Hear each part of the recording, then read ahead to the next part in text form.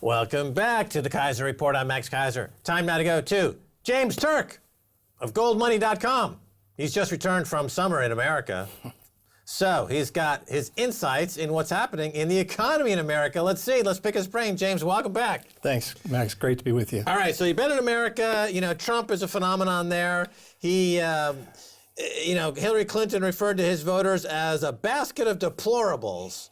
Wow. Are there really 30 million racist, fascist Americans, or is the economy, what's going on there? Yeah, I really think it's the economy. It's the same thing that we saw here with regard to Brexit, that people are concerned about the way economic activity is going, and I think it's better for the UK to go alone.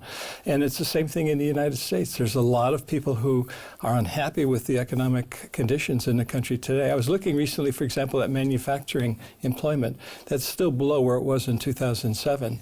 So a lot of this economic recovery that we supposedly have is very weak. It's temporary type jobs and not permanent type career opportunities that are being developed. Now, here's something very interesting. I think many have talked about it, but it's becoming more of an issue.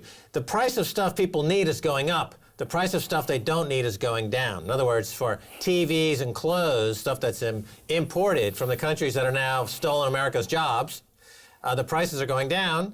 But for stuff like healthcare and education, the actual inflation number for those items is almost skyrocketing. Yeah, that's exactly right. And don't forget about taxes. Things like property taxes are going up. So yeah, the middle class is getting pinched, and it's basically because of the Federal Reserve's monetary policy.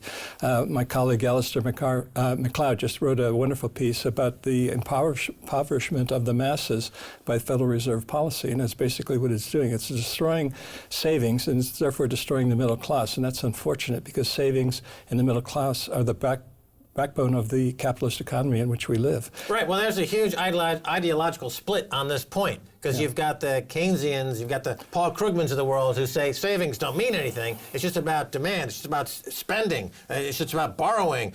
Savings are worthless. But let's move on to kind of this on the gold theme here on Trump. So Trump, one of his economic advisors, Dr. Judy Shelton, believes a return to a gold standard by first issuing gold convertible bonds could be a monetary solution to current problems. The partisan media has mocked her on this. Your thoughts? Well, anything related to gold, the media is going to be pretty much against it. That's mainstream thinking. But Judy Shelton's a very bright lady. She's written a couple of wonderful books and understands economic and monetary conditions very well. And I do agree with her recommendations that we need some kind of stability in monetary policy today. We don't have that. All we have are a group of people sitting around a table making decisions, thinking they know better than what millions and millions of economic participants in the economy really know, down at the street level. And it's just like, the Politburo in the Kremlin. You can't manage an economy from a table in a Kremlin. You can't manage an economy from a table at the Federal Reserve.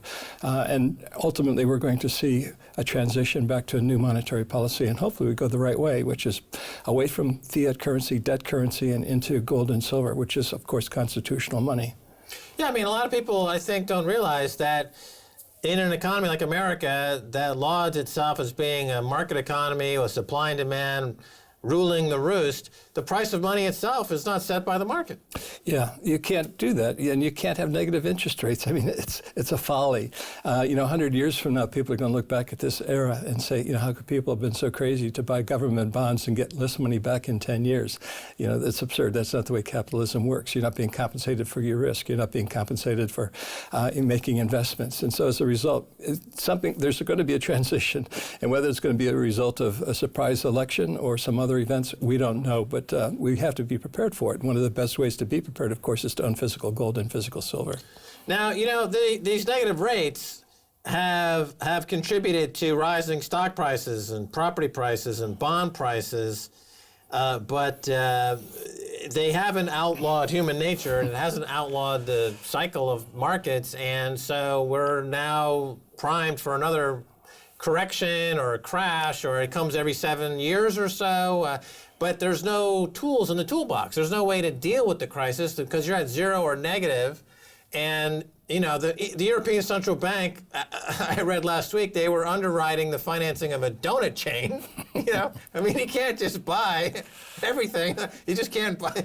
So how's that going to work, James? Yeah, there are a couple of interesting points there. First of all, as they buy more and more corporate debt, as they buy more ETFs and even shares of corporations, things are becoming nationalized, and that's not good. That's the destruction of private property. That's the destruction of private economy. But more importantly, you have to recognize that wealth comes in two forms. It comes in tangible wealth, and then it comes in financial wealth. And financial wealth is based on promises. You have counterparty risk. Will the person who's supposed to owe you money really make good at the end of the day? And one of the things I learned as a young boy, growing up in the late 40s and 50s from my parents who went through the Great Depression, is that after you have the financial bust, the real wealth is still there. The land is still there, the factories are still there, the houses are still there, et cetera. And the gold and silver, of course, are still there. And I think what we're going to go through in the foreseeable future here is that there will be another bust like the Great Depression, like 2008, but much, much worse, where a lot of debts are going to be reneged upon. A lot of promises are going to be broken. So I think the general theme still is to move out of financial assets where you have counterparty risk and move into real assets of all different sorts.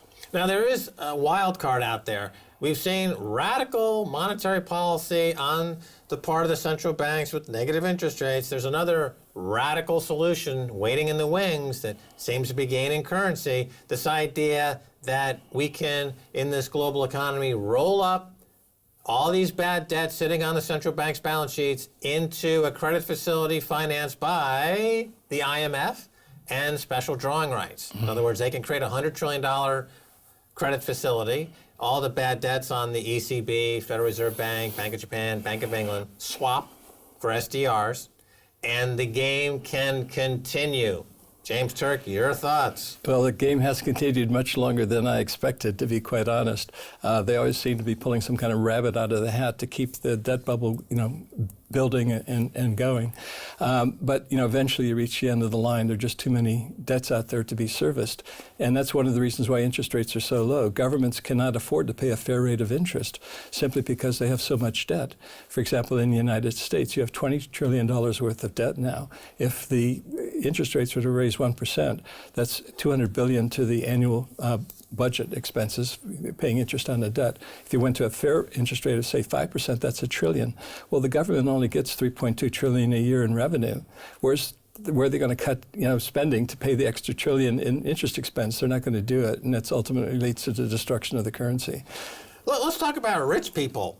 Rich people have tens of trillions of maybe not. I don't think it's 100 trillion. You would know better. But the amount of money that's in investable assets for the wealthy around the world, it's a lot. Yeah, total wealth is about 100 trillion. They say. About 100 trillion is sitting there.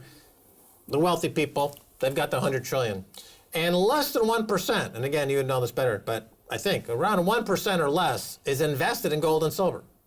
Yeah, that's right. Okay, so let's say I'm a rich person. Let's say I've got 100 million, I've got $500 million, I've got $1 billion, and I'm being told that, well, we're going to bail out the global economy by turning the IMF into a super global national bank. Christine Lagarde's going to be Janet Yellen on steroids, and Ben Bernanke and Bank of Japan. We're going to create a $100 trillion credit facility, and we're going to roll everything up.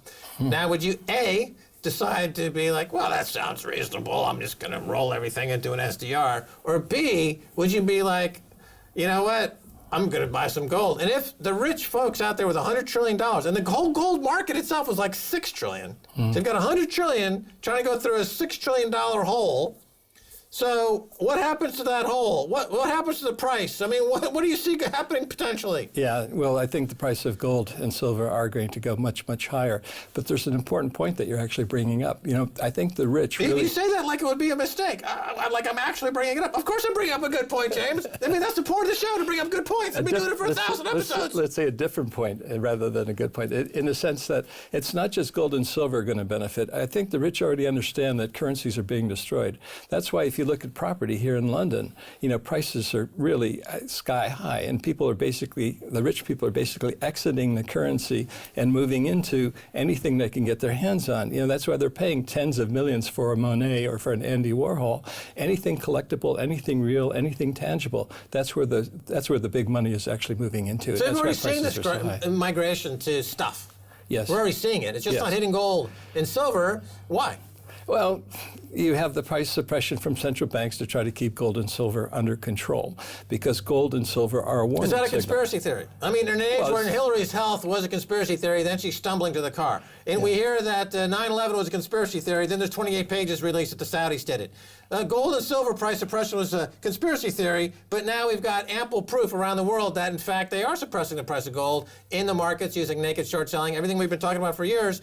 Your thoughts on that? Yeah, the mainstream media might call it a conspiracy theory, but factually, you can actually analyze all of the work that's been done by, for example, a Gold Antitrust Action Committee, GATA.org.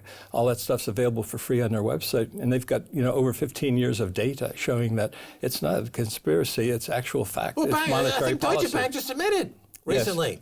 They got the smoking gun. Yes, exactly. And you've seen other instances as well. Yeah, we're troublemakers, James. I got to step in here for a second, because remember a few years ago, we were talking about the fact that Germany doesn't have their gold. It's held in New York, and GATA started carrying the story. And now, everyone in Germany had no idea that they don't actually have the gold in Germany. And it started this German request to repatriate gold from New York, and they said, we'll do it in 6 or 7 years. Yeah. Okay, how's that going? I mean, Amsterdam's repatriating, they're all repatriating, and the U.S. is saying, well, we'll take our time doing it. Should these countries be worried that they'll never see their gold? Yeah, I think so. And, there's no reason anymore to have gold stored in other countries around the world, because gold isn't used, as it was under the gold standard, to settle balance of payments differences.